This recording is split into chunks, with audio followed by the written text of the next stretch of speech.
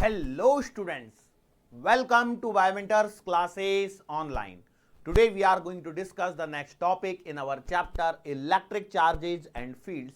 और इसके अंदर में आज जो हम लोग बात करेंगे वो रहेगा चार्जिंग ऑफ अ बॉडी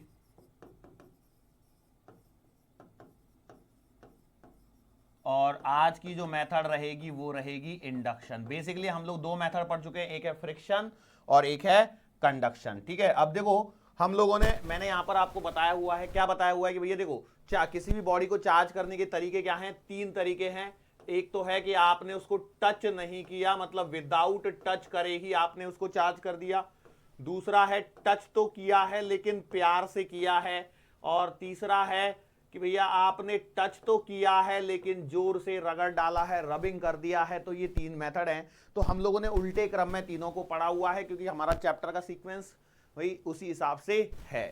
लेकिन जब हम लोग लिखते हैं तो वहां पर क्या करते हैं, पहले फ्रिक्शन, उसके बाद में कंडक्शन, फिर उसके बाद में इंडक्शन। इसी के बारे में हम लोग यहां पर बात करते हैं। ठीक है, अब यहां पर हम लोग क्या करते हैं, देखो जरा समझने की कोशिश करते हैं। Charging of a body by induction method की जब मैं बात करता हूं तो मैंने क्या किया कि भैया देखो हमारे पास में यहां पर लेट्स से हमारे पास में यहां पर एक कंडक्टिंग स्फीयर है। ठीक है, और इसे मैंने एक इंसुलेटर स्टैंड पर रखा हुआ है। ठीक है, ये बेसिक वर्ड आप समझते हैं। मैंने क्या बोला, एक कंडक्टिंग स्फीयर है, कंडक्टिंग स्फीयर है जिसे मैंने इंसुलेटेड स्टैंड पर रखा हुआ है, इंसुलेटेड स्टैंड पर रखा हुआ है। और अब मैंने क्या किया यहां पर, जरा ध्यान से देखिए। मैं यहां पर एक सिंपल सी चीज करने वाला हूं। इसके पास में, अब देखो इसके पास में कोई चार्ज है क्या, कोई भी चार्ज नहीं है। लेकिन एक बात ध्यान रखिए, मैंने यहां पर बोला है कंडक्टिंग बॉडी है। तो कंडक्टिंग बॉडी है तो आप थोड़ी देर के लिए मान के चलिए कोई तो भी एक मेटल का क्या है, स्फीयर है। ठीक है, अब यदि ये मेटल का स्फीयर है, इसका मतलब देखो मेटल में से करंट इजीली फ्लो होता है, ये बात आप लोग जानते हैं। और मेटल में से यदि करंट इजीली फ्लो होता है तो इसका मतलब यह है कि हम लोग इसमें एक बात और जानते हैं कि भैया करंट फ्लो होता है इलेक्ट्रॉनों के कारण। तो इसका मतलब यहां पर फ्री इलेक्ट्रॉन्स की जो संख्या है वो काफी हद तक रहेगी कि नहीं रहेगी। तो मैं बोला बिल्कुल सही बात है, बिल्कुल ऐसे ही होने वाला है। तो मैं बोला ठीक है।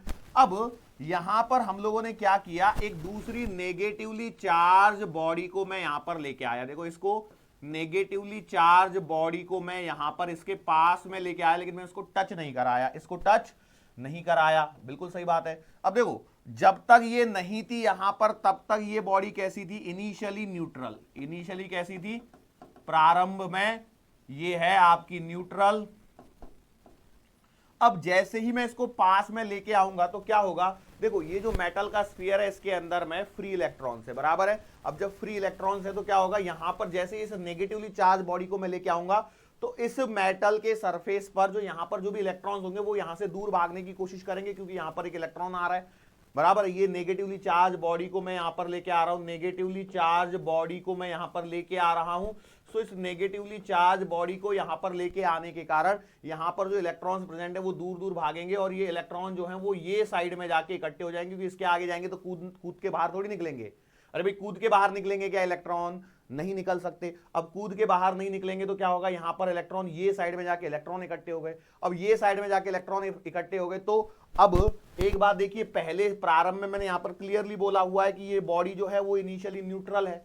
अब इनिशियली न्यूट्रल है तो बॉडी को न्यूट्रल रहने के लिए क्या करना पड़ेगा, जितना इधर में इलेक्ट्रॉन्स यहां पर भाग के आए हैं उतना ही यहां पर क्या हो जाएगा, एक पॉजिटिव चार्ज क्या हो जाएगा, इंड्यूस हो जाएगा। कितना, जितने इधर में नेगेटिव चार्ज आएगा उतना ही यहां पर इस साइड में क्या होगा, एक पॉजिटिव चार्ज इंड्यूस हो जाएगा, बराबर है। लेकिन अभी भी देखो इस सिचुएशन में स्टिल मैं बोल सकता हूं, स्टिल बॉडी इज न्यूट्रल। अभी भी जो आपकी बॉडी है वो आपकी न्यूट्रल ही है। आपकी बॉडी कैसी है, न्यूट्रल ही है। इस बात को आप लोग ध्यान रखें। ओके, अब देखो मैं क्या करता हूं यहां पर, देखो पहले मैंने ये काम किया कि मैंने यहां पर एक नेगेटिवली चार्ज बॉडी को इसके पास में लेके आया।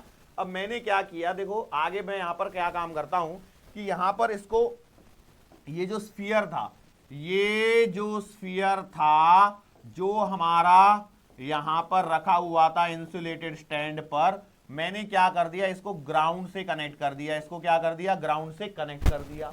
ध्यान से देखिए। और अभी भी मेरा जो ये वाली जो ये जो नेगेटिवली चार्ज बॉडी है वो अभी भी यहीं पर है। ध्यान से देखिए, मैंने क्या किया, नेगेटिवली चार्ज बॉडी को मैं इसके पास में लेके आया।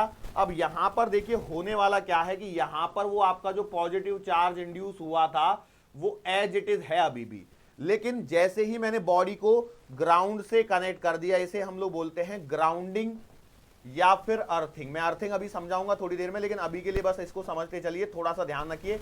जस्ट इसके बाद में ग्राउंडिंग और अर्थिंग कोई कॉन्सेप्ट कोई समझाने वाला हूं, लेकिन पहले इसको पकड़ लीजिए, ठीक है। मैंने क्या बोला, जैसे ही मैंने इसको ग्राउंड से कनेक्ट किया तो होगा क्या कि यहां पर जो ये साइड में जो नेगेटिव चार्ज है, ये साइड में जो नेगेटिव चार्ज है, इसको कंडक्टिंग वायर से मैंने ऐसे ग्राउंड से कनेक्ट कर दिया, और जैसे ही मेरा ये ग्राउंड से कनेक्ट हुआ तो यहां से टोटल नेगेटिव चार्ज जो है वो ग्राउंड में चला जाएगा। बेसिकली ये बात आपको समझ में आ रही है? बेसिक बात बोल रहा हूं मैं एकदम, जो मैं बोल रहा हूं पहले उस पर फोकस कर लीजिए, आगे फाइनल कहानी में आपको समझाने वाला हूं अर्थिंग में होता क्या है।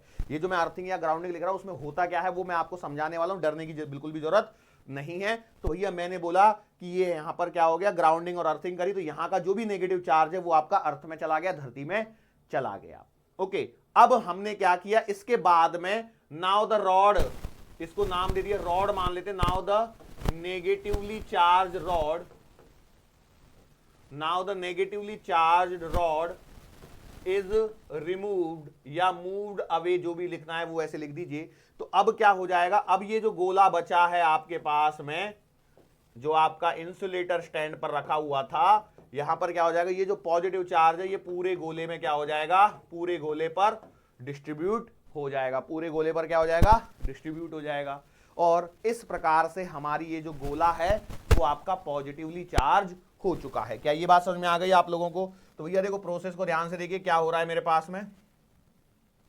देखो यहां पर देखिए ये कुछ इस तरह है, छोटा हो गया होगा, थोड़ा दिख नहीं रहोगे फॉन्टिंग, लेकिन कोई दिक्कत वाली बात नहीं। मैं क्या बोल रहा हूँ, charging of body by induction में मैंने क्या किया, देखो एक कंडक्टिंग स्फीयर लिया, एक दूसरी नेगेटिवली चार्ज बॉडी ली। नेगेटिवली चार्ज बॉडी के बारे में मैं कुछ भी नहीं बोल रहा हूं, कंडक्टर इंसुलेटर कुछ भी नहीं बोल रहा हूं, लेकिन ये बोल रहा हूं पक्का कि ये कंडक्टिंग स्फीयर है। अब मैंने नेगेटिवली चार्ज बॉडी को इस कंडक्टिंग स्फीयर के पास में लेके आया, तो कंडक्टिंग स्फीयर है, कंडक्टर है मतलब मेटल होगा, मेटल होगा मतलब इसके अंदर में कुछ फ्री इलेक्ट्रॉन्स होंगे। तो क्या होगा यहां पर कि भैया जैसे नेगेटिवली चार्ज बॉडी इसके पास में आएगी तो उसके कारण क्या होगा, जो इलेक्ट्रॉन्स है उस बॉडी के अंदर में, वो जो नेगेटिव चार्जेज है उस बॉडी के अंदर में, जो कंडक्टर के अंदर में, वो एक साइड में दूर भाग जाएंगे।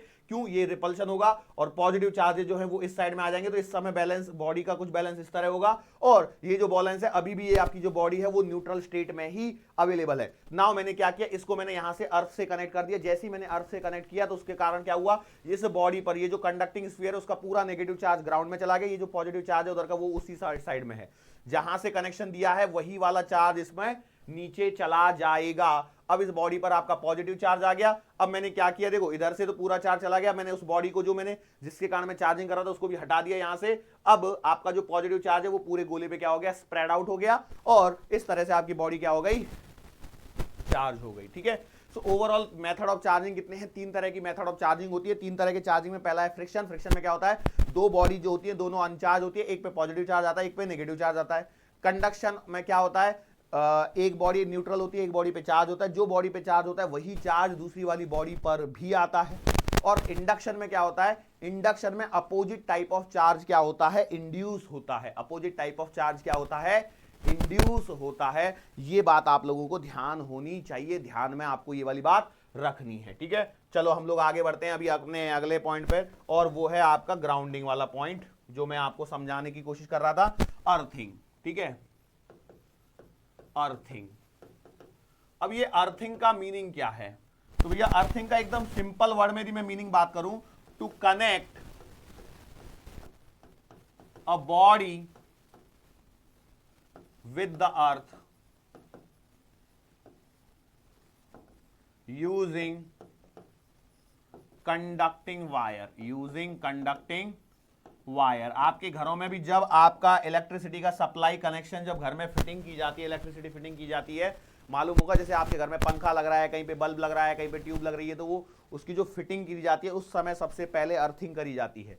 जो अर्थिंग करते हैं तो उसमें देखो जनरली क्या करते हैं कि भैया रेड ब्लैक ग्रीन, यदि हम लोग ये कॉन्सेप्ट यदि यूज करते हैं तो रेड वायर, एक ब्लैक वायर, एक जो हरी वाली वायर होती है उसको हम लोग, ये तीसरी वायर होती है जो अर्थिंग में जा रही होती है। बेसिकली अर्थिंग में करते क्या है, घर के बाहर में एक खड्डा खोदते हैं, गड्ढा खोदते हैं, गड्ढा लगभग 1 मीटर लगभग गहरा खड्डा होता है, उसके अंदर में कुछ नमक डालते हैं, उसके अंदर में कुछ और एक प्लेट डालते हैं या एक बोल्ट जैसा कुछ तो भी डालते हैं, मोस्टली प्लेट लगाते हैं और इस प्लेट्स के थ्रू इस वायर को क्या करते हैं, ऊपर तक कनेक्शन में घुमा देते हैं सब जगह। इससे होता क्या है, जो भी एक्स्ट्रा चार्ज आता है वो उस कंडक्टिंग वायर के थ्रू, सिंस यहां पर इसका जो प्लेट जो जमीन के अंदर में बड़ी गड़ी हुई है उसका जो एरिया है वो बढ़ जाता है और एरिया बढ़ने के कारण क्या होता है, पूरा चार्ज इसी साइड में फ्लो करने लग जाता है। ये कहानी होती है, ठीक है, जिसका हमें इस चैप्टर से और हमारे सिलेबस में कोई लेना देना बिल्कुल भी नहीं है। अब कई लोग बोलेंगे सर नमक क्यों डाला है, तो आप जानते हैं NaCl, NaCl इज अ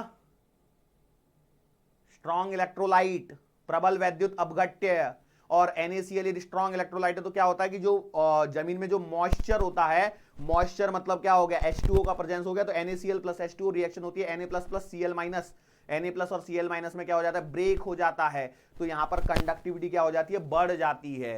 तो वो एक फंडा है जिसका हमें यहाँ पे कोई लेना देना बिल्कुल भी नहीं था। तो सर बताया एक को एमी टाइम पास में बता दिया, चलो कभी कुछ दो शब्द ज्ञान के हमसे भी सीख लिया करो, अरे कुछ तो ज्ञान की बातें हम भी कर लेंगे कभी ना कभी। तो चलो, तो ये वाली बातें थी। अब हम लोग बात करते अर्थिंग। अर्थिंग में मैंने क्या बोला भैया कि किसी भी बॉडी को एक कंडक्टिंग वायर की मदद से हम लोग जब धरती से जोड़ देते हैं तो उसे हम लोग क्या कहते हैं, अर्थिंग की प्रोसेस कहते हैं, उसे अर्थिंग कहते हैं या फिर ग्राउंडिंग भी आप कह सकते हो, कोई रोका नहीं है किसी ने, ठीक है, ओके। अब हिंदी में क्या बोलते हैं यार, ये तो मुझे भी नहीं आता, अर्थिंग का मतलब भूमिकरण तो नहीं होगा ना, ऐसे भी शब्द होते हैं क्या, वॉट एवर इट बी, चलो कोई बात नहीं, पर कॉन्सेप्ट समझ जाइए और उसका हिंदी मीनिंग आप अपने आप से लिख सकते हैं। हिंदी मीडियम वाले बच्चों के लिए मैं ये खास बातें यहाँ पे बता रहा हूं। अब देखो, धरती की जब बात करते हैं तो धरती बहुत ही छोटी होती है, बराबर है, धरती इतनी छोटी है कि इसकी जो रेडियस है वो 6400 किलोमीटर होती है।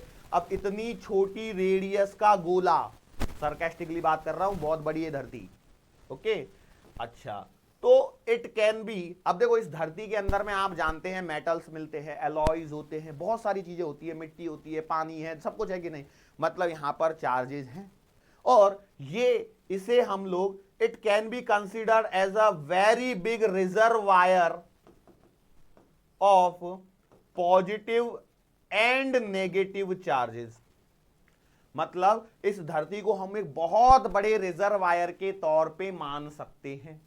अच्छा जी, सर ऐसे मानने से क्या होगा, तो मैं बता रहा हूं, जैसे मान के चलो एक समुद्र है, समुद्र में से आपने 2-4 बाल्टी पानी निकाल लिया तो समुद्र के पानी पे कोई फर्क पड़ेगा क्या, सोचो और बताओ।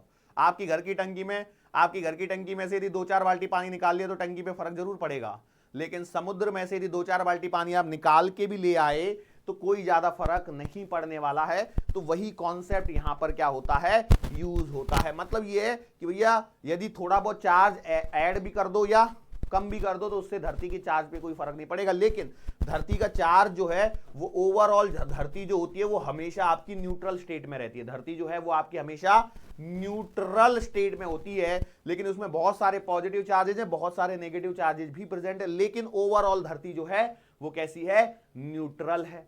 अब होता क्या है, मान के चलो हमारे पास में कोई एक पॉजिटिवली चार्ज बॉडी है, ठीक है, ये पॉजिटिवली चार्ज बॉडी है और इसे मैंने, देखो ये ग्राउंडिंग का सिंबल होता है, ये किसका सिंबल होता है, ग्राउंडिंग का सिंबल होता है। तो मैंने क्या किया, किसी पॉजिटिवली चार्ज बॉडी को अर्थ से कनेक्ट कर दिया, तो होता क्या है, जैसे ही अर्थ से कनेक्ट करोगे तो धरती में से इलेक्ट्रॉन्स निकलेंगे और इलेक्ट्रॉन यहां पर ऐसे फ्लो करेंगे।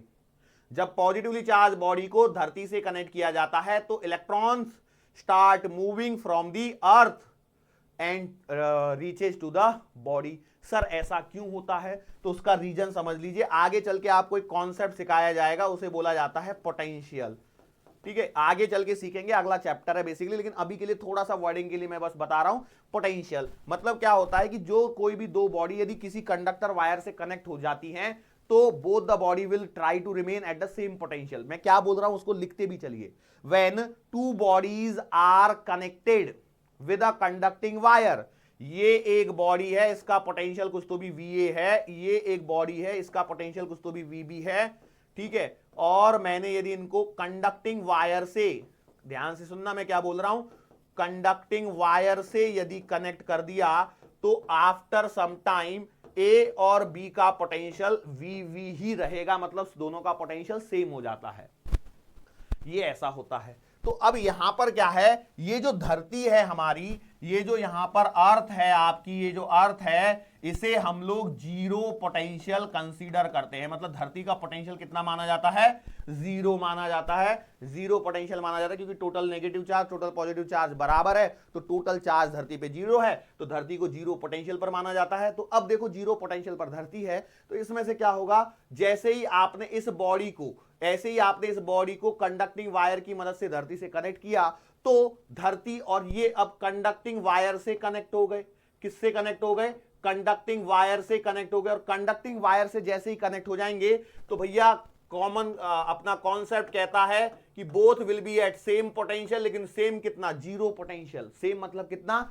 Zero potential. मतलब धरती इस बॉडी को भी अपने पोटेंशियल के लेवल पे खींच के ले आएगी, मतलब जीरो पोटेंशियल पे लेके आएगी। अब जीरो पोटेंशियल पे लाने के लिए क्या होगा, यहां से इलेक्ट्रॉन आपके इसकी साइड में भागेंगे, पॉजिटिव नेगेटिव। देखो ये पॉजिटिव चार्ज है, ये इलेक्ट्रॉन इसको कैंसिल आउट कर देंगे, और फाइनली आपकी जो बॉडी है जो नीले कलर की थी वो आपकी न्यूट्रल हो जाएगी। अच्छा सर, ये बात तो समझ में आ गई, पॉजिटिवली चार्ज बॉडी को जब करंट किया तो इलेक्ट्रॉन नीचे से ऊपर गए, लेकिन व्हाट विल हैपन यदि हम लोगों ने नेगेटिवली चार्ज बॉडी को धरती से कनेक्ट कर दिया?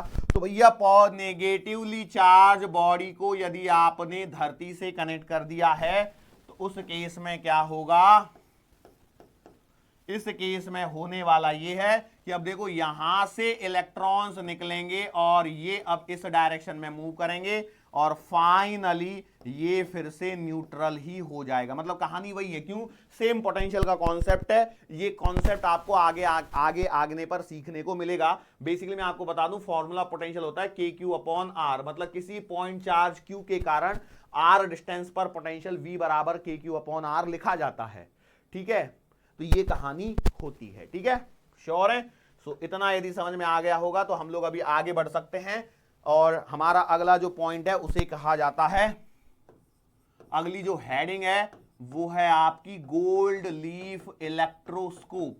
गोल्ड लीफ इलेक्ट्रोस्कोप अच्छी हेडिंग है, प्यारी सी हेडिंग है, देखने में लाल लाल लग रही होगी, यस और नो? तो मैंने बोला ठीक है। अब ये जो गोल्ड लीफ इलेक्ट्रोस्कोप है, इसका काम क्या है, ये कैसा दिखता है, कैसा है, कोई इंस्ट्रूमेंट है कि कोई कॉन्सेप्ट है? तो भैया हम लोग बोलेंगे एक इंस्ट्रूमेंट की यहां पर बात हो रही है। अब ये इंस्ट्रूमेंट होता कैसे? Gold leaf. क्या है? Gold leaf. तो हमारे पास में एक इंसुलेटर स्टैंड के ऊपर, देखो क्या बोला मैंने, इंसुलेटर स्टैंड के ऊपर, कुचालक पदार्थ से बने हुए स्टैंड के ऊपर में एक कांच की बोतल है। ठीक है, और इस कांच की बोतल का ये जो कैप है ये ब्रास का बना हुआ है। इसके अंदर में एक रॉड है, ये रॉड भी आपकी ब्रास की बनी हुई है, और इसमें आपकी ऐसे और ऐसे ये दो गोल्ड की पत्तियां लगी हुई हैं। ठीक है, ये बात समझ में आ रही है? सॉरी मैंने सॉरी क्या बोल दिया मैंने, एक ऐसे और एक ऐसे। ठीक है, तो इधर में आपके पास में गोल्ड की लीफ हो गई, और यहां पर ये आपकी ब्रास की स्ट्रिप हो गई। देखो ये सब कुछ ब्रास है, और नीचे एक गोल्ड की पत्ती और लगा दी है, और यहां पर ऊपर में हम लोग देखो ऐसे बना दी, ऊपर थोड़ा सा ये आपकी ब्रास की कैप है। ठीक है, ब्रास की ही है ये ब्रास की ही है, लेकिन ये ब्रास की क्या है, रॉड है। ठीक है, ये बात समझ में आ गई? Are you getting my point? Okay, तो ये आपका एक इंस्ट्रूमेंट है गोल्ड लीफ इलेक्ट्रोस्कोप, जो कुछ इस प्रकार से दिखता है। क्या ये बात समझ में आ गई आप लोगों को? तो दो पत्तियां दिख रही हैं कि नहीं दिख रही हैं? कि डायग्राम में पीला पीला कुछ दिख नहीं रहा है? ये देखो मैंने बनाया है, गोल्ड है यहां पर। ठीक है, लो थोड़ा सा मोटा कर देता हूं, अब तो दिख गई।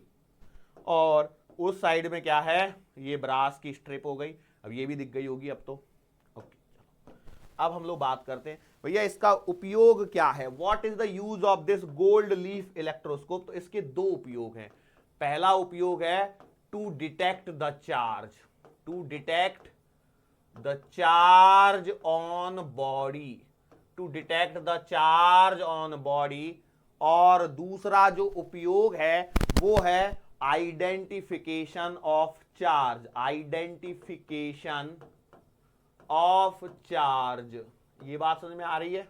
अब इसको हम लोगों को थोड़ा सा पढ़ना है। यहां पर देखो ये एनसीईआरटी में दिया हुआ है, सब कुछ बहुत डिटेल में दिया हुआ है, आप चाहें तो इसे पढ़ सकते हैं और नहीं चाहते हैं तो मैं यहां पर समझा ही रहा हूं, चीजों को आप देखते हुए चले जाइए, ठीक है। ओके, अब होता क्या है, जो पहली मेथड है वो है, पहला है डिटेक्शन ऑफ चार्ज। पहला क्या है, डिटेक्शन ऑफ चार्ज।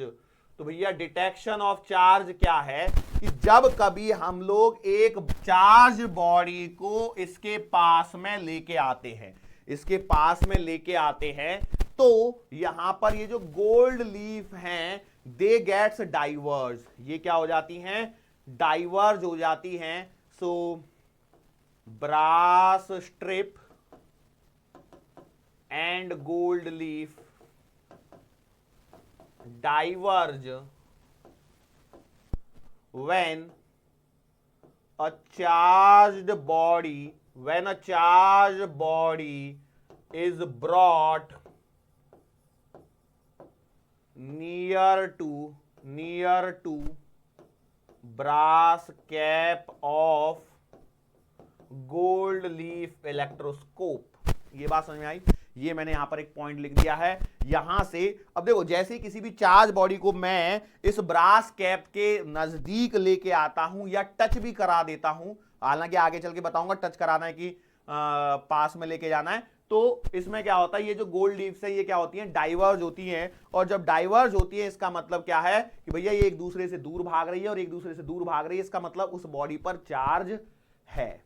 बात समझ में आ रही है, यस और नो। अब ऐसा भी हो सकता है कि पास हो, वो अभी आगे सीखने को मिलेगा, लेकिन मैं क्या बोल रहा हूं, इनकी जो पोजीशन है उसमें चेंज आएगा, उनकी जो पोजीशन है उसमें क्या आएगा, थोड़ा सा परिवर्तन आएगा, जिससे मैं बता सकता हूं कि इस बॉडी पर चार्ज है, ठीक है। श्योर हैं? ओके, चलो आगे बढ़ते हैं हम लोग। नाउ पहली हेडिंग थी डिटेक्शन ऑफ चार्ज। अब अगली जो हेडिंग है, तो हम लोगों को चार्ज को पहचानना है, मतलब सेकंड हेडिंग आएगी आइडेंटिफिकेशन ऑफ चार्ज। मतलब मुझे ये तो पता लग गया कि बॉडी के ऊपर चार्ज है, लेकिन कौन सा चार्ज है ये कैसे पता लगेगा, आइडेंटिफिकेशन ऑफ चार्ज। तो आइडेंटिफिकेशन ऑफ चार्ज के दो मेथड हैं, आइडेंटिफिकेशन ऑफ चार्ज के क्या हैं, दो मेथड हैं। और पहला मेथड है बाई कंडक्शन, पहला मेथड है by conduction is the very first method. अब इस मेथड से हमें किसी भी बॉडी पर कौन सा चार्ज है, एक बात ध्यान रखना, यहां से सिर्फ मुझे इतना पता लग रहा है कि कौन सा चार्ज है, कितना चार्ज है ये पता नहीं चल रहा है। क्या बोला मैंने बोला क्या, कौन से टाइप का चार्ज है ये पता लग रहा है, कितना चार्ज है ये पता नहीं लग रहा है। ओके, तो मैंने बोला सबसे पहले gold leaf electroscope is positively charge. सबसे पहला काम यही करना है कि आपके पास में जो गोल्ड लीफ इलेक्ट्रोस्कोप है उसे मैंने क्या कर दिया, पहले पॉजिटिवली क्या कर दिया, चार्ज कर दिया। देखो मैं सिर्फ इसके अंदर के ये मेन चीज को बता रहा हूं, बॉटल को छोड़ दीजिए, ठीक है, ये इतना बना दिया। अब देखो हुआ क्या है, मैंने इसको पॉजिटिवली चार्ज कर दिया है, मतलब देखो इस पर क्या हो गया है, एक पॉजिटिव चार्ज आ गया है, इस पर भी पॉजिटिव चार्ज होगा, इस पर भी पॉजिटिव चार्ज होगा। यस और नो, अरे हाँ ना बोल दो यार। ओके बोल दिया, चलो ठीक है, तो ये पॉजिटिव चार्ज कर दिया मैंने इस पे। अब देखो ये मेरी मेथड है कौन सी, कंडक्शन। और जब कंडक्शन की मेथड होती है इसका मतलब होता है प्यार से टच कर दो। प्यार से टच करते ही क्या होगा, इस बॉडी पर, अब जो दूसरी बॉडी है जिस पर मुझे चार्ज पता करना है उसको हम लोग यहां पर टच कराते हैं। तो मैंने बोला देखो मैं यहां से एक दूसरी बॉडी लेके आया और इसको मैंने क्या करा दिया, टच करा दिया, देखो टच हो गया। अब ये जो टच कराई हुई बॉडी है इस पर कौन सा चार्ज है क्या मुझे पता है, I don't have any idea, मुझे कोई आइडिया नहीं है। तो मैंने माना, लेट से मैंने माना पहला केस मेरा, लेट अस से that body, blue body is positively charge, is body is positively charge. ये जो ब्लू बॉडी है वो क्या है, पॉजिटिवली चार्ज है। अब देखो इस पर यदि मैंने पॉजिटिव चार्ज बना दिया तो क्या होगा, होगा क्या सोचिए, यहां का जो पॉजिटिव चार्ज है वो दूर भागेगा, दूर भागेगा, यस और नो, रनिंग अवे। जब ये दूर भागेगा तो क्या होगा, यहां पर जाके बहुत सारा पॉजिटिव चार्ज इकट्ठा हो जाएगा। अरे हो जाएगा कि नहीं हो जाएगा, और जब हो जाएगा तो इसका मतलब ये जो स्ट्रिप्स हैं वो थोड़ा सा और दूर भागेंगी, मींस मोर डाइवर्जन, मोर डाइवर्जन। तो मोर डाइवर्जन का मतलब है कि बॉडी पर पॉजिटिव चार्ज है। तो मैं देख के कैसे बताऊंगा कि भैया देखो सिंपल सी बात है, आपने पहले क्या किया, गोल्ड लीफ इलेक्ट्रोस्कोप को पॉजिटिवली चार्ज कर दिया। अब मैंने क्या किया कि दूसरी एक बॉडी को लेके आया जिस पर पॉजिटिव चार्ज है। तो अब मुझे पता है हालांकि कि भैया उस पर पॉजिटिव चार्ज है, लेकिन मान के चलो आपको पता नहीं है, तो क्या हुआ कि भैया यहां से आप किसी पॉजिटिव चार्ज वाली बॉडी को लेके आए और ये यदि पत्तियां दूर दूर भागी तो सिंपल सा मतलब है कि भैया charge on body is positive, charge on body is positive. Same same एक दूसरे को देख के कैसे दूर भागते हैं, ये वैसी ही कुछ कहानी यहां पर बन रही है। चलो हम लोग आगे बात करते हैं। गोल्ड लीफ इलेक्ट्रोस्कोप तो वही पॉजिटिवली चार्ज था, वही सब कुछ कहानी थी, लेकिन अब मान के चलो ऐसा ना होता और हमारे पास में एक नेगेटिवली चार्ज बॉडी को लेके आने की मैं बात करने वाला हूं। लेकिन अभी के लिए देखिए यहां पर क्या है, यहां पर एक पॉजिटिवली चार्ज बॉडी, ये ऐसा ही पॉजिटिव चार्ज है, ठीक है, ठीक है, लगा दिया। बहुत कितना बनाऊंगा मैं अभी, मैंने यहां पर एक दूसरी बॉडी को लेके आया और इसको टच कराया, मान के चलो इस पर ये नेगेटिव चार्ज है, इस पर क्या है, नेगेटिव चार्ज है। तो अब क्या होगा, नेगेटिव चार्ज होने के कारण, नेगेटिव चार्ज होने के कारण क्या होगा, यहां से ये चार्जेस का फ्लो इस साइड होगा, ये इधर की साइड में अट्रैक्ट होंगे। तो यहां पर जो चार्ज है वो क्या होगा, will decrease, charge will decrease. अब चार्ज जब डिक्रीज होगा तो यहां का जो पॉजिटिव चार्ज है वो डिक्रीज होने के कारण ये क्या हो जाएंगी, पास पास आ जाएंगी, मतलब लेस डाइवर्जन हो जाएगा। पहले उनके बीच की जो भी दूरी थी वो अब क्या हो जाएगी, कम हो जाएगी। तो इससे मुझे पता लग गया कि भैया जब लेस डाइवर्जन आता है, डाइवर्जन यदि कम हो जाता है तो I say that body is negatively charge. बात समझ में आ रही है, एक बार और इसको है ना रिपीट करके देखना, मतलब क्या है, इस लेक्चर को वापस से करके देखना जिससे आपको और आइडिया आ जाएगा कि भैया मैं क्या कहने की कोशिश कर रहा हूं। अरे बात समझ में आई। आइडेंटिफिकेशन ऑफ चार्ज कंडक्शन, प्यार से टच करा दो। सबसे पहले काम क्या किया मैंने, गोल्ड लीफ इलेक्ट्रोस्कोप को पॉजिटिव चार्ज कर दिया, गोल्ड लीफ इलेक्ट्रोस्कोप को पॉजिटिव चार्ज कर दिया। उसके बाद में मैं एक ऐसी दूसरी बॉडी जिस पर मुझे चार्ज का पता लगाना है कि भैया उस पर पॉजिटिव चार्ज है या नेगेटिव चार्ज है, उसको मैं इसके पास में लेके आया और उसे मैंने प्यार से टच करा दिया। और प्यार से टच कराने के पश्चात यदि ये पत्तियां दूर दूर भागती हैं तो इसका मतलब ये है कि बॉडी पर पॉजिटिव चार्ज है, और यदि ये पत्तियां पास पास आ जाती है तो इसका मतलब बॉडी पर नेगेटिव चार्ज है। आर यू गेटिंग और नॉट? आपको पल्ले पड़ा कि नहीं पड़ा? आई मीन टू से आपको समझ में आया कि नहीं आया? बोल दो, क्या समझ में आया या नहीं आया? मैं उम्मीद करता हूं आपको समझ में आना ही चाहिए। ये पूरा डिटेल में एनसीईआरटी में लिखा हुआ है, उसे जाकर आपको पढ़ना है। नहीं पढ़ोगे तो पाप लगेगा। सर गंदी बात, ऐसे पाप बाप की बातें मत किया करो, पाप वाप, ठीक है। कई लोग बोलेंगे सर पाप बाप को कहां बीच में लेके आ गए? बाप नहीं सर, पिताजी बोलिए। मैं बोला चलो ठीक है, आपकी भावनाओं की कदर करते हुए हम लोग, अब देखो थोड़ी बहुत यार इतनी मस्ती तो चलनी चाहिए, है ना, नहीं तो एकदम बोरिंग वन साइडेड लेक्चर भी मजा नहीं आता है ना। ऐसा ही कई लोगों का मानना है। इंडक्शन, ये क्या है, दूसरी मेथड है इंडक्शन वाली। अच्छा, करना इसमें भी वही है। अब देखो ध्यान से सुनना, मैं आपके सामने कर रहा हूं, आप आराम से समझ जाएंगे। इतनी बड़ी थ्योरी पढ़ने हो ना, थ्योरी तो आपको पढ़नी है, लेकिन मैं डायग्राम बना के दे रहा हूं, डायग्राम से आपको बहुत ही अच्छे से क्लियर हो जाएगा, ठीक है। ये हमारा गोल्ड लीफ इलेक्ट्रोस्कोप है, GLE इज पॉजिटिवली चार्ज। मैंने इसको वही पॉजिटिवली चार्ज रख दिया। तो भैया पॉजिटिवली चार्ज बनाने के लिए मैंने इसमें पॉजिटिव चार्ज डाल दिया। देखो ये डाल दिया, ये डाल दिया, ये डाल दिया, ये डाल दिया, ये डाल दिया, ये डाल दिया, ये डाल दिया, ये डाल दिया, क्या, पॉजिटिव चार्ज, ठीक है। तो इनके बीच में कुछ ना कुछ डाइवर्जेंस रहा होगा, ठीक है। अब मैंने क्या किया, अब मैं दूसरी बॉडी को इसके पास में लेके आ गया। और ये वाली जो दूसरी बॉडी है ये है पॉजिटिवली चार्ज। ठीक है, ये कैसी बॉडी है?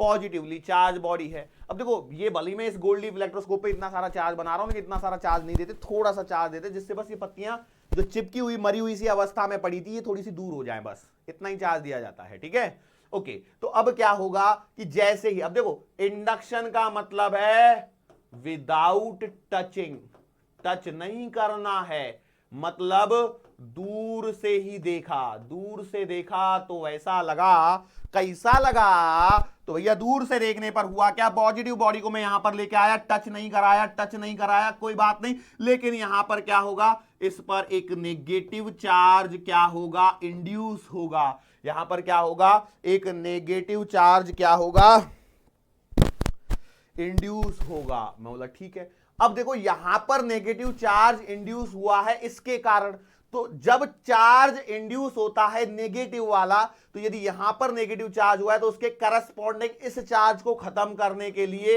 यहां पर बदले में उतना ही पॉजिटिव चार्ज भी क्या हो जाएगा, इंड्यूस हो जाएगा। सोचिए होगा यदि होगा। मैंने अभी इंडक्शन, इसलिए मैंने प्रीवियस लेक्चर में इंडक्शन को नहीं पढ़ाया था, आज पढ़ाया, ताकि मैं इस गोल्ड लीफ इलेक्ट्रोस्कोप को साथ में खत्म कर सकूं। यदि मैंने प्रीवियस लेक्चर में खत्म किया होता तो आज यहां पे तोते उड़े हुए होते। सिर्फ उड़ तो वैसे भी गए।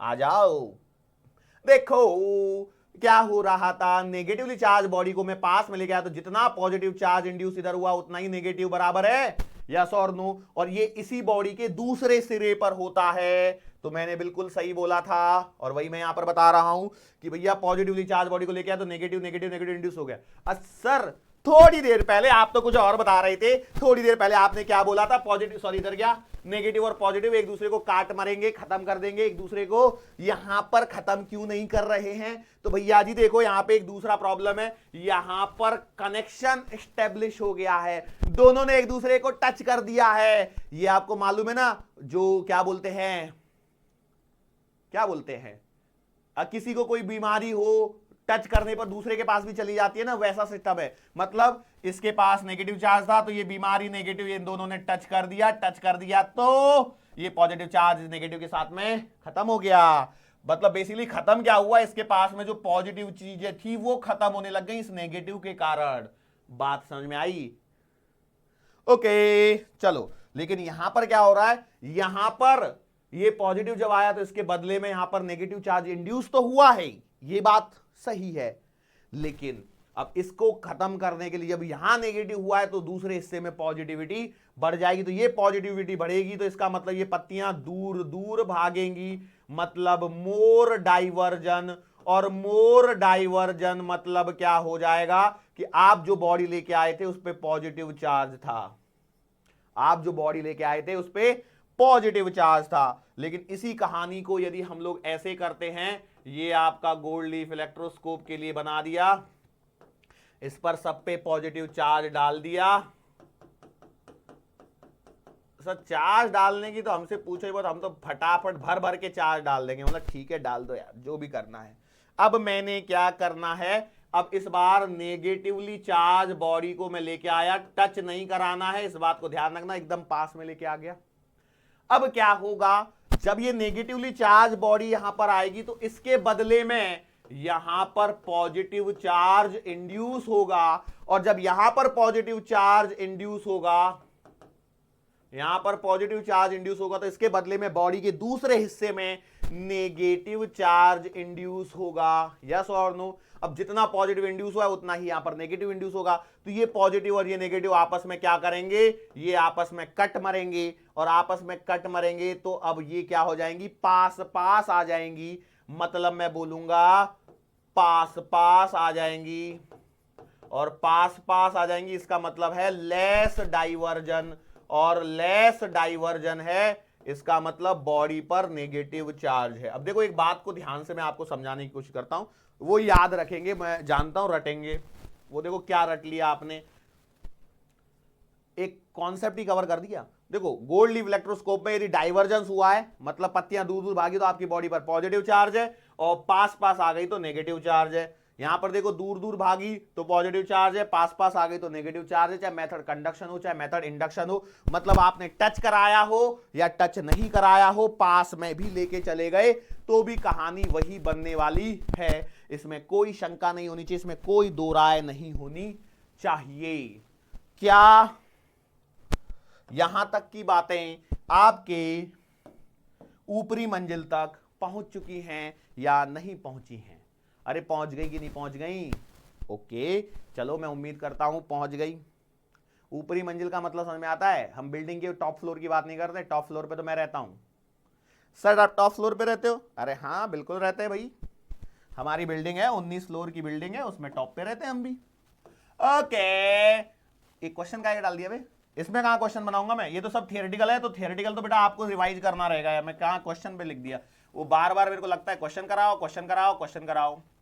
क्वेश्चन नहीं, अब तो हेडिंग डलेगी, और बहुत ही प्यारी सी हेडिंग जिसका सबको बेसब्री से इंतजार था, वो हेडिंग अभी आपके सामने आ गई है और इसका नाम है कूलाम सर के नियम। कूलाम सर के नियम, बात समझ में आ गई? श्योर है? चलो स्टार्ट करते हैं। कूलाम लॉ, कूलाम्स लॉ क्या कहता है? कूलाम्स लॉ बेसिकली यदि मैं बात करता बताऊं आपको तो Coulomb's law gives idea about the force of attraction slash repulsion between two charged bodies. बहुत बॉडी चल रही है हमारे आज फिजिक्स में, है ना? And gives idea about the force of attraction और repulsion between the two charge bodies. Coulomb sir का जो नियम है वो आपका क्या करता है? दो चार्ज बॉडीज के बीच में अट्रैक्शन या रिपल्शन के फोर्स के बारे में आइडिया देता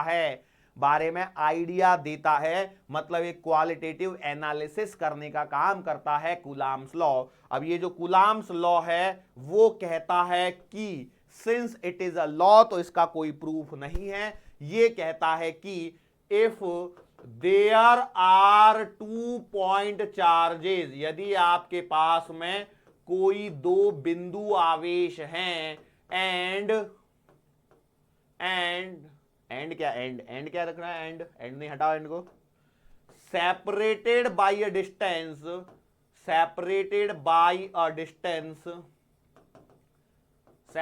डिस्टेंस स्मॉल आर, दूरी आर पर रखे हुए हैं, तो जो फोर्स ऑफ अट्रैक्शन और रिपल्शन जो होगा, that force will be directly proportional to the product of charges and inversely proportional to the square of the distance between them. Force of attraction भी हो सकता है और रिपल्शन भी हो सकता है। हम तो सिर्फ और सिर्फ बात कर रहे हैं कि फोर्स जो है, इस फोर्स को हम लोग नाम देते हैं, ये जो फोर्स है प्यारा सा फोर्स है और इसे कहा जाता है इलेक्ट्रोस्टैटिक फोर्स। इसी के कारण इस चैप्टर का नाम इलेक्ट्रोस्टैटिक बोलते हैं। इलेक्ट्रोस्टैटिक फोर्स जो है वो प्रोडक्ट ऑफ चार्जेज के डायरेक्टली प्रोपोर्शनल है और डिस्टेंस बिटवीन द चार्जेज के डिस्टेंस बिटवीन चार्जेज के स्क्वायर के इनवर्सली प्रोपोर्शनल है।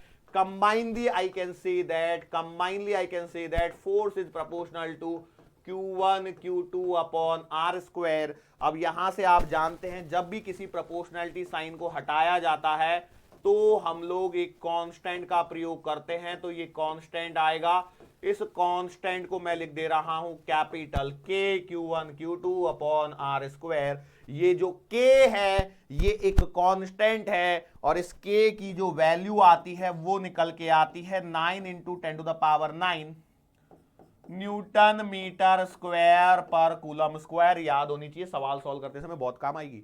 9 गुणा 10 की घात 9, 9 into 10 to the power 9, 9 into 10 to the power 9 newton metre square पर कूलम स्क्वायर। अच्छा, एक काम भी करना है आपको। ये क्या है? कांस्टेंट है। ये क्या है? कांस्टेंट है। कौन सा कांस्टेंट है? फोर्स कांस्टेंट है। ये क्या है? फोर्स कांस्टेंट है। क्या ये बात समझ में आ रही है?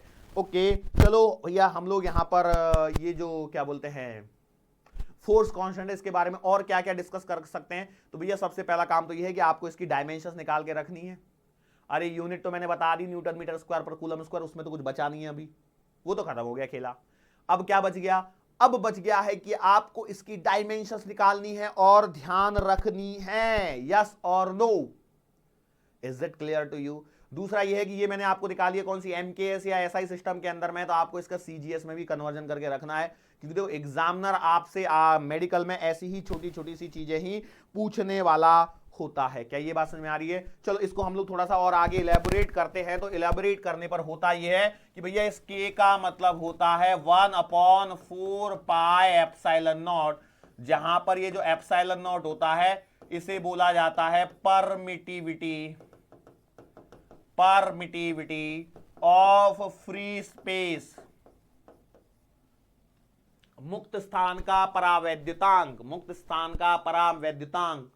परमिटिविटी का मतलब तो वही है, परावैद्युतांक। बाकी आप समझदार हैं, क्या ये बात आप लोगों को समझ में आ रही है या नहीं आ रही है? एप्सिलॉन नॉट का मतलब है permittivity of free space. Basically यहां पर ध्यान देखिए, मैंने क्या किया है, ये जो चार्जेज हैं, ये जो दो चार्जेज हैं, मैंने इनको separate by R in free space, इस वर्ड को और यूज कर लीजिए ताकि आपका एक अच्छा सा बना रहे। मैं मतलब ठीक है चलो कर लिया सर, आप आपकी बात को थोड़ी ना टालेंगे, नहीं तो आप तो बुरा मान जाएंगे। अब देखो हम लोग क्या करते हैं, मतलब ये है कि इसका मतलब ये है कि फोर्स बिटवीन चार्जेस, कुछ आवाज आ रही क्या पता नहीं, force between charges in free space is given by, force between charges is given by F बराबर 1/4 pi epsilon naught Q1 Q2 upon R square. लेकिन यदि आपके पास में ऐसा ना हो और कोई बॉडी, मतलब उन चार्जेस के बीच में कुछ मीडियम वगैरह फिल किया गया हो, तो उस मीडियम को हम लोग जो बोलते हैं, मतलब डाइलेक्ट्रिक कांस्टेंट का कोई मीडियम भरा हो, के डाइलेक्ट्रिक कांस्टेंट, इसमें भी यही प्रॉब्लम है। मतलब if charges are placed in a medium of dielectric constant K, then हम लोग कहेंगे कि force will be written as 1/4 pi epsilon naught small k, ध्यान रखना, Q1 Q2 upon R square. यदि मुझसे ईमानदारी से पूछो तो आई डोंट लाइक दिस के, I simply write it like this, 1/4 pi epsilon naught epsilon R Q1 Q2 upon R square. ये जो एप्सिलॉन R है या K है, तो बेसिकली देखो K को हम लोग लिख रहे हैं डाई इलेक्ट्रिक कांस्टेंट। क्या लिख रहे हैं? डाई इलेक्ट्रिक कांस्टेंट लिख रहे हैं। और एप्सिलॉन आर को लिखा जाता है रिलेटिव परमिटिविटी ऑफ मीडियम। क्या लिखा जाता है? रिलेटिव परमिटिविटी ऑफ मीडियम लिखा जाता है। देखो ये सिंपल सी चीजें, ये जैसे मुझे याद है वैसे आपको भी याद होनी चाहिए, इसमें कोई हाई फंडू चीजें नहीं बता रहा हूं मैं, ठीक है? ये बात समझ में आ रही है? मैंने क्या बोला, जब चार्जेस फ्री स्पेस में रखे हैं या एयर में रखे हैं तो फॉर्मूला है F बराबर 1/4 पाई एप्सिलॉन, 11 नहीं है, नहीं तो पता लगा 11 लिख दिया इसको, Q1 Q2 upon R square. लेकिन यदि मैंने क्या कह दिया कि भैया चार्जेस को किसी मीडियम के अंदर में रख दिया जिसका डाइलेक्ट्रिक कांस्टेंट की वैल्यू K है, तो उसे हम लोग F बराबर 1/4 pi epsilon naught small k, ध्यान रखना ये जो पहला वाला K है किधर गया, ये देखो ये वाला जो K है ये बड़ा वाला K है, और इसकी वैल्यू 9 × 10⁻⁹ न्यूटन मीटर स्क्वायर पर कूलम स्क्वायर आ रही है। अब मैंने क्या किया, देखो मुझे ना ये खराब लगता है, मुझे अच्छा ही नहीं लगता ये K को लिखना, पता है क्यों? कब स्मॉल के कैपिटल के में बदल जाता है ना पता ही नहीं लगता है, हवा ही नहीं लगती है। तो इसके लिए I prefer this old method. मतलब हमारे समय में तो हम लोग के नाम का यूज ही नहीं किया करते थे, हम लोग एप्सिलॉन नॉट और एप्सिलॉन आर ऐसे पढ़ा करते थे। तो F बराबर 1/4 pi epsilon naught epsilon R Q1 Q2 upon R square, इस फॉर्मेट में चलना है, ठीक है? अब ये एप्सिलॉन आर और के क्या है? सेम ही चीजें हैं, कोई अलग नहीं है। एप्सिलॉन आर और के क्या है? बिल्कुल सेम ही है, कुछ नया नहीं बताया गया है। अब एक बात ध्यान दीजिए, यहां से आगे एक चीज आती है जिसे बोला जाता है एप्सिलॉन। देखो इसको एप्सिलॉन स्पेलिंग लिख लो चाहिए तो एप्सिलॉन, ठीक है, या एप्सिलॉन, जो भी बोलना है बोल लेना, ठीक है? यदि मान के चलो इसी को जो आपके पास में F बराबर 1/4 pi epsilon naught epsilon R आया है, इसे हम लोग आगे चल के इसी फॉर्मूले को कन्वर्ट करेंगे और लिखेंगे F बराबर 1/4 pi epsilon Q1 Q2 upon R square. अब यहां पर ये जो एप्सिलॉन है that is the permittivity of medium. Spelling गलत हो गई होगी है ना इस बार, ठीक है, कोई फर्क नहीं पड़ता है, उतने तो आप भी समझदार हो। परमिटिविटी ऑफ मीडियम, किसी मीडियम की परमिटिविटी है। तो देखो कंफ्यूजन नहीं होना चाहिए, मैं वापस से शब्दों को लिख दे रहा हूं। एप्सिलॉन नॉट का मतलब क्या है? परमिटिविटी ऑफ फ्री स्पेस या फिर एयर, ठीक है। एप्सिलॉन आर का मतलब क्या है? रिलेटिव परमिटिविटी ऑफ मीडियम, ठीक है। और ये एप्सिलॉन आर किसके बराबर आ रहा है? के ही बराबर आ रहा है, और के का मतलब होता है dielectric constant of a medium, और एप्सिलॉन का मतलब है परमिटिविटी ऑफ मीडियम। इस बात को ध्यान रखना, इसलिए मैंने बार बार 2 बार लिख दिया है। अब 2 बार में भी यदि याद नहीं हुआ तो आपको करना क्या है? घर के अंदर में जाना है, नल को खोलना है, नल में से थोड़ा सा पानी आएगा और उसे अपने हाथ में भर लेना है, या फिर आप लिखो एप्सिलॉन बराबर के एप्सिलॉन नॉट। ये के स्मॉल चल रहा है, इस बात पे फोकस रखनी है, फोकस रखना है। के स्मॉल है ये छुट्टा वाला, छुटकू, बात समझ में आ रही है? सो ये यहां पर कहानी बन रही है। क्या ये बात समझ में आ रही है? श्योर है? तो ये ऐसे आपके फॉर्मूले बने, कुछ भी नहीं है इस फॉर्मूले के अंदर। पता नहीं क्यों खामा डरते हैं। सिंपल सी बात समझ में आ रही है? यस और नो। अभी हम लोग जो बात कर रहे हैं एप्सिलॉन नॉट के बारे में, जो बात कर रहा हूं, एप्सिलॉन नॉट इस प्रकार से चल रहा है। अब इसमें एक बात और ध्यान रखना कि ये जो एयर होती है, एयर के लिए एप्सिलॉन आर बराबर के स्मॉल छोटा वाला के है बराबर 1। मैं जानता हूं बेटा कई लोग तो ऐसे होंगे जिन्हें स्मॉल के और कैपिटल के का फर्क भी नहीं समझ में आता होगा। सर कैपिटल के और स्मॉल के तो दिखते तो एक जैसे, बनाते कैसे हैं? क्योंकि अमूमन क्या होता है, जैसे आपको ए बी सी बनाना है तो सी में कैसा होता है? लो भाई ये हमारी आज की हालत देखो, सी को छोटा बनाना है तो ऐसा बना देते हैं, कैपिटल सी ऐसा बन जाता है। के में क्या करते हैं? के में भैया ऐसा और ऐसा, ठीक है, ये फर्क होता है। ठीक है, बात समझ में आ गई? ये बड़ा के, ये छोटा के, ठीक है। सर ABCD सिखाने लग गए आज, तो क्या करें, मजबूरी है, पता लगे। अब तो इसका मतलब देखो, इसका सिंपल सा मतलब ये है कि आपको ये बात ध्यान में रखनी है। कौन सी वाली बात? कि जहां पर मैं कौन सी चीज किस प्रकार से बना रहा हूं, फॉर्मूले में कहां पर क्या लग रहा है, वो आपके दिमाग में से कंफ्यूजन नहीं होना चाहिए। इसलिए मैंने बहुत देर तक इसी चीज पे डिस्कस करा है। कई बात समझ में आ रही है? देखो सिंपल सी बात रिवाइज करो। फ्री स्पेस मतलब फोर्स कितना आएगा? 1/4 पाई एप्सिलॉन नॉट। अरे हाँ, एप्सिलॉन नॉट की वैल्यू तो लिखवाना ही भूल गया मैं। अरे रे रे रे रे रे, एप्सिलॉन नॉट की वैल्यू लिखवाना मैं भूल गया। इतना बड़ी बात गलती कैसे कर बैठा? तो एप्सिलॉन नॉट का जो यूनिट आएगा वो आएगा कूलम स्क्वायर पर न्यूटन मीटर स्क्वायर, इसलिए ध्यान रखना। देखो, और जो कैपिटल वाला के था वो कितना था? 9 × 10⁹ वो था न्यूटन मीटर स्क्वायर पर कूलम स्क्वायर। बात समझ में आ रही है? तो अंतर देख लेना भैया, ठीक है। डायमेंशंस किसी के भी पूछ सकता है, मेरे को थोड़ी पूछ के बोलेंगे अच्छा अमर सर आपने इसके डायमेंशन लिखवा दिए थे क्या, तो इस बार हम पूछ लें क्या? ऐसे मेरे से नहीं पूछेंगे, वो तो अपना पेपर सेट करेंगे। मेरा काम है, मेरा परम कर्तव्य है कि मैं आपको सारी चीजों को बताऊं। अरे ये बात समझ में आई? अच्छा देखो, ये जो कहानी है ना, तो हम लोग इस कहानी को फिर से एक बार रिपीट करते हैं। सर कितनी बार रिपीट करोगे? अब तो बोर मारने लग गया। मैं तब तक रिपीट करता रहूंगा जब तक आपके भेजे में पूरी बात नहीं भरेगी। ये है आपका एयर या फ्री स्पेस का मतलब वैक्यूम। तो इस बार आपका फोर्स है 1/4 pi epsilon naught Q1 Q2 upon R square, या इसे लिखेंगे के वाला बड्डा Q1 Q2 upon R square, या और कुछ लिखना है क्या? और कुछ नहीं लिख सकते इसको, ठीक है। चलो अब आ जाओ आगे। मान के चलो यहां पर कोई medium is present, medium present वा, तो इस मीडियम की उपस्थिति में यदि यहां पर Q1 चार्ज का गोला, Q2 चार्ज का गोला, इन दोनों के बीच की जो दूरी है वो R है। देखो ये अभी पॉइंट चार्ज है, बड़े बना रहा हूं मैं बस, दे आर पॉइंट चार्जेज, बिंदु आवेश। तो इस समय जो फोर्स लिखा जाएगा वो F बराबर लिखा जाएगा 1/4 pi epsilon naught epsilon R Q1 Q2 upon R square, ऐसे लिख दो। या फिर F बराबर 1/4 पाई एप्सिलॉन नॉट स्मॉल के Q1 Q2 upon R square, ऐसे लिख दो। या फिर अलग अलग तरीके लिख रहा हूं और कुछ नहीं है, जिससे आपके दिमाग का कंफ्यूजन सदा सदा के लिए दूर हो जाए। Epsilon naught Q1 Q2 upon R square, ऐसे लिख दो। या फिर सर चिल्लाओ मत, गला बैठ जाएगा, capital Q1 Q2 upon epsilon R square लिख दो।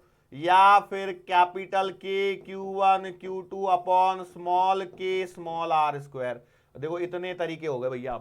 अब तो मुझे नहीं लगता है कोई कंफ्यूजन बचा होगा आप लोगों के दिमाग में। जितने पॉसिबल तरीके थे वो सारे बता दिए। कैपिटल के जो है वो आपका 1/4 पाई एप्सिलॉन नॉट के लिए यूज किया जाता है। इस बात को दिमाग में गांठ बांध लीजिए। कैपिटल के ये है। समझ में आया क्या? समझ में आया क्या? समझ में आया क्या? अरे नहीं आया सर जी, 2 बार मेहनत कर लिए हैं आप सर जी, लेकिन हमारे समझ में नहीं आया। है ना, मस्करी कर रहे हो ना? सच्ची बोलो, समझ में आ गया ना? एक बार तो हाँ बोल दो यार, आ गया ना समझ में? चलो, हम लोग बहुत ही उम्मीदी से आपसे सोच रहे थे कि आप लोग समझ में आ गया होगा, तो बहुत ही अच्छी बात है। आपको समझ में आने पर लख लख बधाइयां। सर लख लख बधाइयां तो ऐसे बोल रहे हैं जैसे अभी गुरु नानक जयंती आने वाली है और उसकी बधाइयां दे रहे हो। लख लख बधाइयां, ओए वो तो दूर है यार, अभी पास नहीं है, काफी टाइम है उसको, तो शायद दिसंबर में आती है ना, आई डोंट रिमेंबर बेसिकली। अब कोई तो भी आनी हो, क्या फर्क पड़ना है आपको। हमारा एक ही ध्येय है, हमारा एक ही कर्तव्य है। क्या हमारा ध्येय? Medical entrance exam. हमारा कर्तव्य पढ़ाई। आपने अपने त्योहारों को साइड में बस्ते में डाल के रख दीजिए। बिल्कुल त्योहारों के बारे में नहीं सोचना है। It is very crucial year for you. Sir कहां से कहां पहुंच गए? सर कहां से कहां पहुंच गए? सर आप जब दिवाली आएगी तो क्या आप दिवाली नहीं मनाओगे? हमसे बोल रहे हो त्योहार मत मनाओ। बेटा आपके लिए एक ही साल है, हमारे लिए हर साल है। So that's the difference. इसलिए हम हर साल मनाएंगे। जब आप मेडिकल कॉलेज पहुंच जाओ तो अब आप भी मना लेना। किसने रोका है? मैंने तो नहीं रोका, मैंने थोड़ी रोका तुमको। अब बात समझ में आ रही है? सर आज कौन से मूड में आ गए? ये वाला मूड आपका अच्छा नहीं लगता? आप ऐसे मत किया करो, आप सीरियसली ही पढ़ाया करो। सीरियस फेस ही आपका सही सही लगता है। डरावना सा जो भी है उससे कम से कम मन में एक डर तो बना रहता है। कितने लोग डरते हैं? कितने प्रतिशत विद्यार्थी हमारे इस डरावने चेहरे से डरते हैं? सही सही बोलना, सही सही बोलना। छोड़ो यार, पढ़ाई को पढ़ाई की तरह करो। देखो होता क्या है मालूम है क्या? बेसिकली क्या ना, मैं जो टॉपिक में मस्करी थोड़ा बहुत ही करता हूं, ज्यादा करना मुझे पसंद नहीं है। ज्यादा करना मुझे क्यों पसंद नहीं है, उसका रीजन क्या है मालूम है क्या? पढ़ाई से मन भंग होता है। एक बात ध्यान रखना, कभी भी क्या होता है ना, अब हंसते खेलते पढ़ना बहुत अच्छी बात होती है, बेसिकली वो बहुत अच्छी बात होती है, लेकिन एक बात को ध्यान रखना, उससे ना सिर्फ आपको इंटरेस्ट तो जगेगा, लेकिन वो चीजें है ना आप रिकॉल नहीं कर पाओगे। हो सकता है रिकॉल कर पाते होंगे। अब देखो हर एक का कहने का सोचने का, कहने का, बोलने का नजरिया अलग अलग है। अब मस्ती करते रहो तो वहां पर क्या होता है, मस्ती मस्ती चलती रहती है, समझ में बहुत अच्छे से आता है। लेकिन एक बात ध्यान रखना, यदि वो समझ में आई हुई चीज को यदि आपने रिवीजन नहीं किया है और आपके दिमाग में सिर्फ वही मस्ती, देखो क्या होता है ना, एक बात बताओ, 1 घंटे का लेक्चर है, 1.5 घंटे का लेक्चर है, 3 घंटे का लेक्चर है। अब जैसे 3-3, 4-4 घंटे के जब लेक्चर होते हैं तो उसमें जोक करना बहुत नेसेसरी होता है। नहीं करोगे तो आधी पब्लिक पीछे सो जाती है, वो अलग बात है।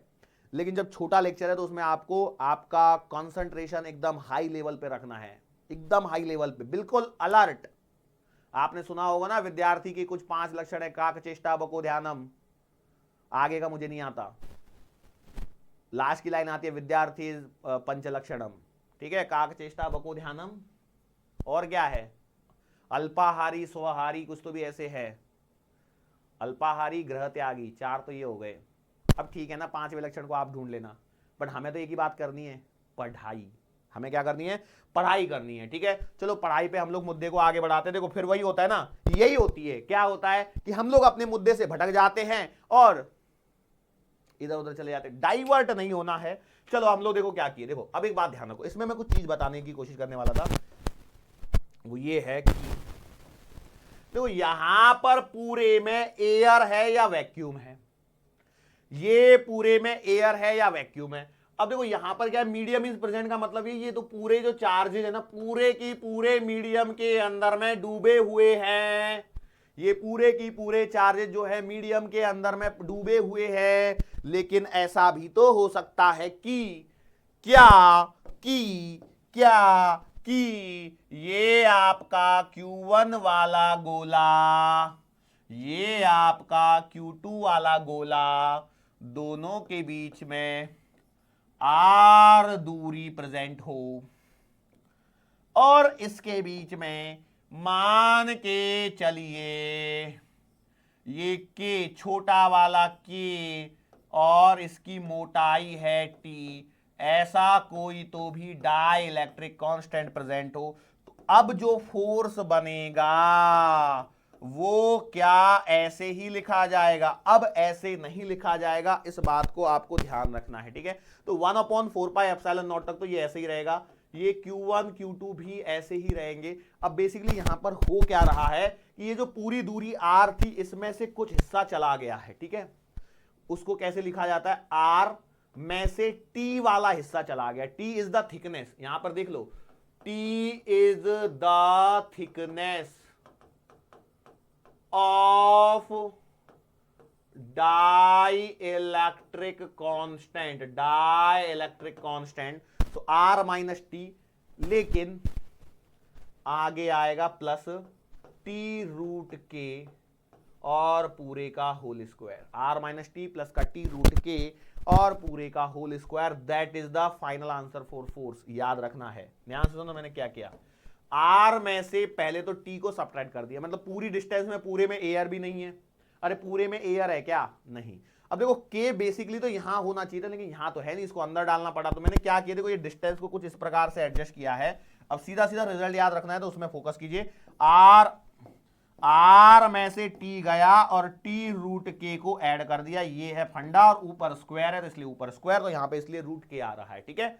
सो डायमेंशनली सब कुछ सही हो जाएगा, ठीक है। अच्छा इससे मेरे को एक बात और याद आई, मैं बताता हूं क्या, मैं आपको बता दूं, कई बार है ना एग्जाम में इनके डायमेंशंस पूछ लिए जाते हैं, मतलब किसके, मैं बताता हूं, जैसे देखो एप्सिलॉन R या K, ये कैसी हैं, डायमेंशन लेस हैं, ये कैसी हैं, डायमेंशन लेस हैं, इनके कोई डायमेंशन नहीं है। एप्सिलॉन नॉट का मैंने निकालने को बोला है, मतलब इसका डायमेंशन आएगा, इसका नहीं आएगा, इसका नहीं आएगा, इसका भी नहीं आएगा, इसका आएगा, और इन दोनों का डायमेंशन सेम ही आएगा, और वो निकाल के आपको रख लेना है, ठीक है, श्योर है। चलो भैया ये आपकी आज की कहानी हो गई। अब इस पे सवाल करवाने लायक समय बचा नहीं है, क्योंकि आपके लेक्चर की जो ड्यूरेशन ही हमने 5 मिनट का समय जो वेस्ट किया था, उसके कारण लेक्चर की ड्यूरेशन 5 मिनट और बढ़ गई और 1 घंटा वैसे ही हो गया। तो हम लोगों को आज तो यहां पर रुकना ही पड़ेगा एनी हाउ। अब रुकना पड़ेगा तो रुकने से पहले एक बार, अच्छा मैं आज तो क्विक रिवीजन करवाने की जरूरत ही नहीं है ना, आज तो सब कुछ पढ़ाया और रिवीजन साथ में करवाया आज के लेक्चर में, तो आज के लेक्चर में कोई रिवीजन नहीं करवा रहा हूं। देखो ध्यान रखना बस क्या है, method of charging of body by induction. Induction में क्या किया, जब दोनों बॉडीज पे कैसा चार्ज आता है, अपोजिट चार्ज आता है, नेगेटिव वाली चार्ज बॉडी को लेके आया तो पॉजिटिव चार्ज आया। आगे बढ़ा मैं, अर्थिंग की बात करी, अर्थिंग में क्या हो रहा है कि अर्थिंग में क्या है, कॉन्सेप्ट क्या है भैया, एक बहुत धरती जो है बहुत बड़ा रिजर्वायर है जिसमें पॉजिटिव नेगेटिव दोनों चार्जेस प्रेजेंट है, लेकिन ओवरऑल धरती जो है वो न्यूट्रल है। जब किसी पॉजिटिवली चार्ज बॉडी को धरती से कनेक्ट करते हैं तो इलेक्ट्रॉन जो है वो धरती से बॉडी की तरफ जाते हैं, और जब नेगेटिवली चार्ज बॉडी को कनेक्ट करते हैं तो इलेक्ट्रॉन बॉडी से धरती की तरफ जाते हैं, इस बात का ध्यान रखना है। क्लियर है? ओके, और फ्लो होने वाला फंडा किसका है? इलेक्ट्रॉन ही फ्लो करते हैं, किसी और को फ्लो मत करवा देना। उसके आगे गोल्ड लीफ इलेक्ट्रोस्कोप है। ये यहाँ पर इसके दो काम है, या तो to detect the charge on the body, और दूसरा है identification of body. Detection of charge कैसे करते हैं भैया? तो ये जो दो पत्तियां हैं उनके बीच का जो डाइवर्जेंस है उससे हम लोगों को क्या पता लगता है? चार्ज ऑन द बॉडी के बारे में पता लगता है। अब हम लोगों ने क्या किया? कंडक्शन की मेथड से हम लोगों ने चार्ज को आइडेंटिफाई किया। दूर जा रहे हैं मतलब पॉजिटिव चार्ज, पास आ रहे हैं मतलब नेगेटिव चार्ज। इंडक्शन में भी वही हो रहा है, दूर जा रहे हैं मतलब पॉजिटिव चार्ज, पास आ रहे हैं मतलब नेगेटिव चार्ज। कब? जब आपका गोल्ड लीफ इलेक्ट्रोस्कोप पहले से पॉजिटिवली चार्ज है। फिर कूलम्ब्स लॉ आया। कूलम्ब्स लॉ क्या कहता है भैया? Force between the two charge bodies is directly proportional to product of charges and inversely proportional to square of the distance between them. यहां से ये सब कुछ खेला किया, और ये यहां पर इसी के बारे में मैंने 2 बार 3 बार जितनी बार हो सकता था उतनी बार रिवीजन करवाया, और ये फाइनली वो फॉर्मूला आपके सामने बता दिया कि मीडियम यदि पूरे चार्जेज में ना प्रेजेंट हो, बीच में कहीं टी मोटाई की एक प्लेट लगा दी, तो भैया उस केस में आपका फोर्स का फॉर्मूला बदल जाएगा। This is the force when the medium is also present but not throughout the charges but for the some instant, या मैं बोलूं for a small thickness T. ऐसी यदि सिचुएशन बन के आती है तो उस केस में आपका ये कहानी बन के आती है। ये फॉर्मूला होता है, याद रखना है, आर माइनस का टी प्लस का टी रूट के का होल स्क्वायर वाला फॉर्मूला। यस और नो? तो मैं इसी के साथ में भैया आपका कूलम्ब्स लॉ तक का यहां पर मैंने खत्म किया है। आगे चल के आने वाले लेक्चर में हम लोगों को कूलम्ब्स लॉ को वेक्टर फॉर्मेट में देखना है, कूलम्ब्स लॉ की कुछ प्रॉपर्टीज के बारे में बात कर दी है, और इससे रिलेटेड मोस्ट इंपॉर्टेंट बात इसके न्यूमेरिकल डिस्कस करने हैं। सो आज के लिए बेटा बस इतना ही। मुलाकात फिर से होगी आने वाले अगले लेक्चर के दरमियान। सो तब तक के लिए